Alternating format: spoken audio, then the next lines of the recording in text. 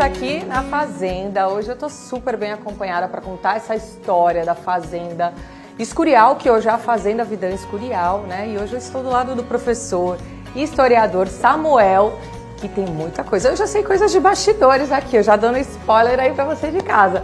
Mas essa fazenda tem uma história muito bonita, né?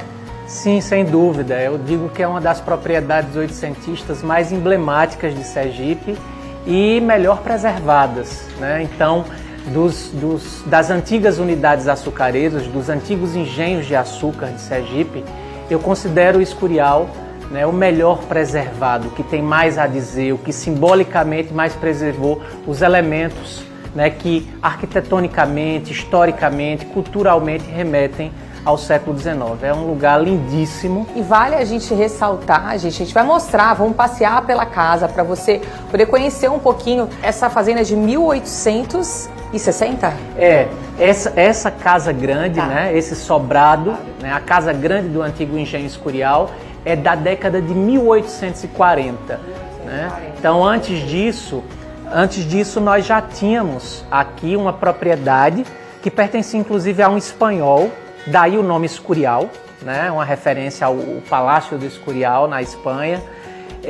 E um membro da elite local, filho do Barão de Itapuranga, né? O Barão de Itapuranga chamava-se Domingos Dias Coelho Melo, e um dos filhos dele, o Antônio Dias Coelho Melo, que se torna comendador e depois se torna o Barão da Estância, ele adquire essa propriedade desse senhor espanhol e edifica aqui um engenho de açúcar e constrói essa bela casa, né?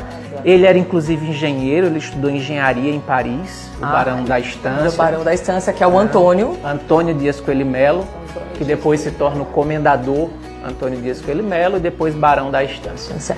E uma coisa interessante, até pra gente complementar, porque o Samuel me contou, ele se tornou Barão da Estância, o Antônio, quando Dom Pedro esteve de passagem aqui, não foi isso? Depois da visita do imperador.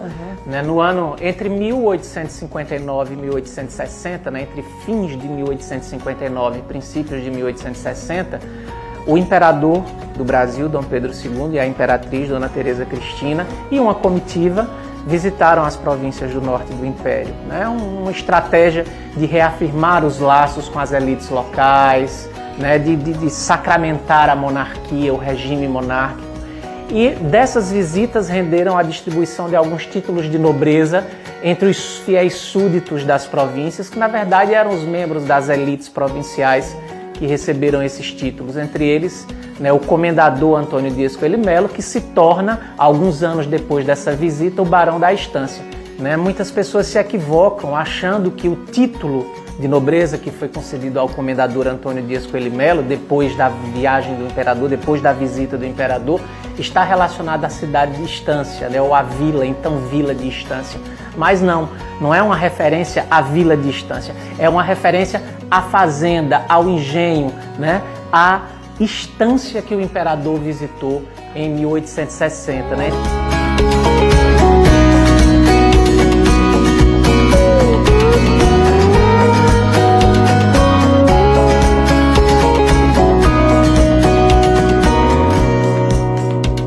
Olha, gente, eu vou para um rápido intervalo, mas não sai daqui não, porque eu vou subir essa escada maravilhosa aqui, ó, junto com o Samuel, para a gente conhecer o segundo pavimento desse casarão da Fazenda Escurial, que hoje é Fazenda Vidã Escurial. Não sai daqui não, que tem história, tem arquitetura, tem mobiliários de design, ó. Fica aí comigo.